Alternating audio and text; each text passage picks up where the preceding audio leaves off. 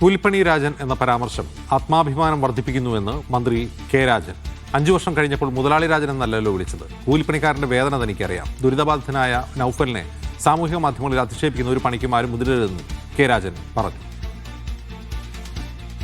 എന്നെ മന്ത്രിയായി ചുമതലപ്പെടുത്തി പറഞ്ഞു വിട്ട് 5 വർഷം കഴിഞ്ഞ് കയറി വരുമ്പോൾ മുതലാളി രാജൻ എന്ന പേര് കേട്ടില്ലല്ലോ. കൂലിപ്പണിക്കാരൻ രാജൻ എന്ന് പറയുന്നതിൽ ആത്മാഭിമാനമുള്ളയാളാണ് ഞാൻ എന്ന് ആവർത്തിച്ച് വികാരപരമായി തന്നെ പറയണം എന്നാണ് എനിക്കിഷ്ടം. കാരണം ഞാൻ പ്രതിനിധീകരിക്കുന്നത് ഒരു തൊഴിലാളി വർഗ പ്രസ്ഥാനത്തിൻ്റെ പ്രതിനിധിയാണ് എന്നുള്ളത് കൊണ്ട് ആ കൂലിപ്പണിക്കാരൻ്റെ ഹൃദയവികാരങ്ങൾ വേദനകൾ പറയുന്ന ഒരാളെന്ന നിലയിൽ ഞാൻ എൻ്റെ അഭിമാനകരമായിട്ടുള്ളൊരു സമ്മാനമായി സുഹൃത്തുക്കളിൽ നിന്ന് അത് ഹൃദയപൂർവ്വം ഏറ്റുവാങ്ങുന്നു.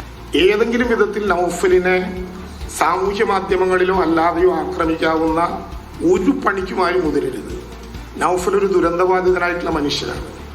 അയാൾക്ക് വികാരപരമായ വിധത്തിൽ എന്തെങ്കിലും പറഞ്ഞു എന്ന് കരുതി അദ്ദേഹത്തെ ആക്രമിക്കാവുന്ന ഒരു പണിയും ആരും ചെയ്യരുത് എന്ന് ഞാൻ സവിനയം അഭ്യർത്ഥിക്കുകയാണ്.